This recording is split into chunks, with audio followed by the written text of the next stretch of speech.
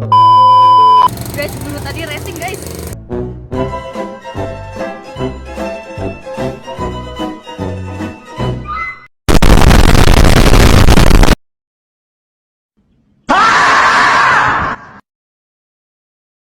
A few moments later. Hai semuanya. Perkenalkan, nama saya Jennifer Alessandra Hetarion. Saya Arum Kartika Sanggarsari. Saya Wiwin Olivia Febrianti. Saya Ratri Niken Estetika Putri. Saya Siti Lutfia. Kami dari Universitas Cendrawasih, Prodi Pendidikan Biologi. Saat ini kami ingin melakukan observasi di sekolah SD.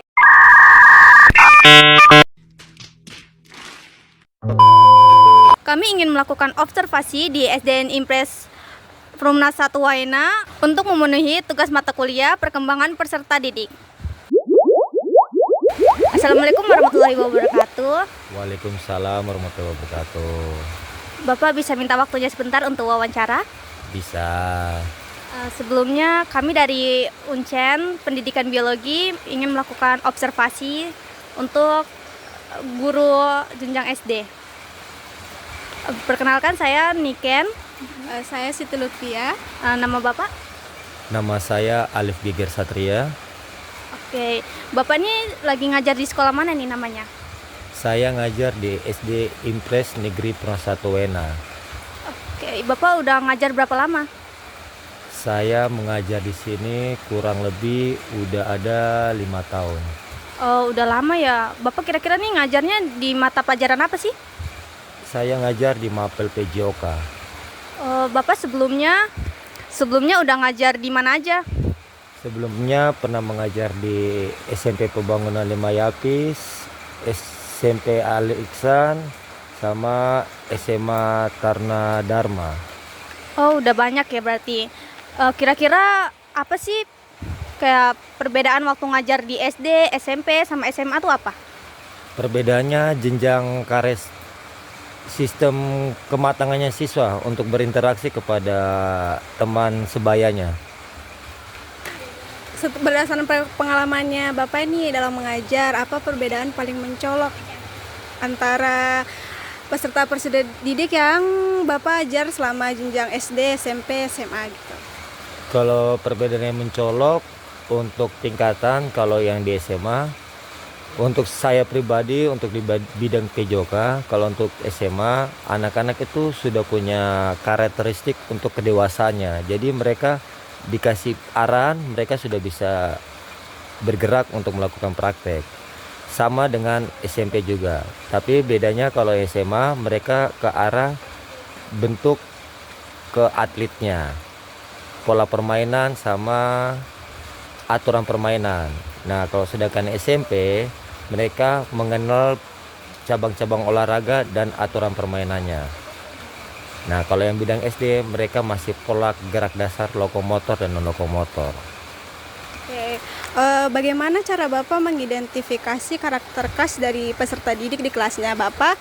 Misalkan melalui observasi, interaksi, atau penilaian tertentu yang Bapak buat mungkin? Kalau saya memberi penilaian, untuk penilaian saya tidak pernah memberatkan siswa-siswa saya. Saya terapkan ke siswa saya bagaimana berdiskusi sesama rekan sejawatnya, bisa interaksi, bisa berolahraga dengan aturan dan sportif, dan bisa mengenal gerakan lokomotor dan lokomotor yang membuat anak jadi gembira dalam bentuk permainan. Kalau menurut Bapak, ini seberapa besar sih pengaruh perkembangan usia terhadap motivasi? Kayak misalnya di SMP, SD, sama SMA. Perbedaannya jauh sekali. Kalau di SD, anak SD dari tingkat sekolah dasar kelas 1 sampai kelas 3, mereka itu masih pola bermain. Masih banyak bermain sama rekan sejawatnya. Dan sedangkan kelas 4, kelas 5 sampai kelas 6, mereka mulai diajarkan disiplin untuk bertanggung jawab sama tugas-tugasnya. Sedangkan SMP dan SMA mereka sudah diterapkan bagaimana mengenal aturan permainan dalam cabang olahraga dan bagaimana melakukan kegiatan olahraga secara sportif sama rekan sejawatnya.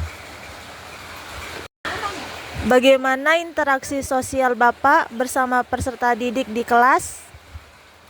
Interaksi sosial saya untuk di jenjang SD-nya dari kelas 1 kelas 3, untuk sistem pembelajarnya saya buat dalam bentuk permainan tapi mengarah ke materi.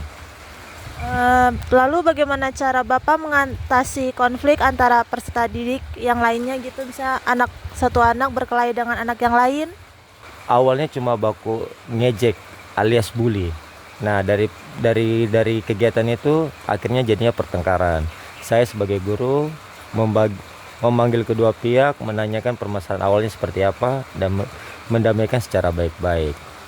Oke, selanjutnya bagaimana cara berpikir peserta didik usia sekolah dasar ini di kelas Bapak? Kalau untuk di kelas dasar, kelas 1 sampai kelas 3, ranahnya mereka masih bermain, tapi bagaimana seorang guru bisa mengkondisifkan kelasnya biar mereka aktif dalam pembelajaran. Sedangkan kelas 4 sampai kelas 6 mereka sudah diterapkan bagaimana disiplin dalam pembelajaran, bagaimana mengarahkan mereka untuk aktif dalam kegiatan-kegiatan olahraga. Oke, yang terakhir Bapak, apa tantangan terbesar Bapak saat menghadapi peserta didik saat mengajar? Tantangan terbesar saya ada di kelas rendah, di kelas 1 dan kelas 2. Karena mereka ini baru lulus dari sekolah PAUD. Mereka masih aktif bermain sama temannya, saling ejek, saling cabak-cabakan, saling bully.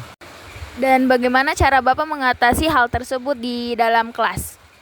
Saya membuat aturan kelas seperti bagaimana bisa tenang. Seandainya tidak tenang, saya memberikan hukuman secara bentuk fisik yang mereka alami sendiri, seperti contohnya push up, squat jump. Dari situlah mereka akan punya nalar, oh ternyata saya punya kesalahan seperti ini, nanti kalau punya kesalahan seperti ini dihukum sama guru. Oke, baik, terima kasih Bapak. Ya, terima kasih, bye-bye.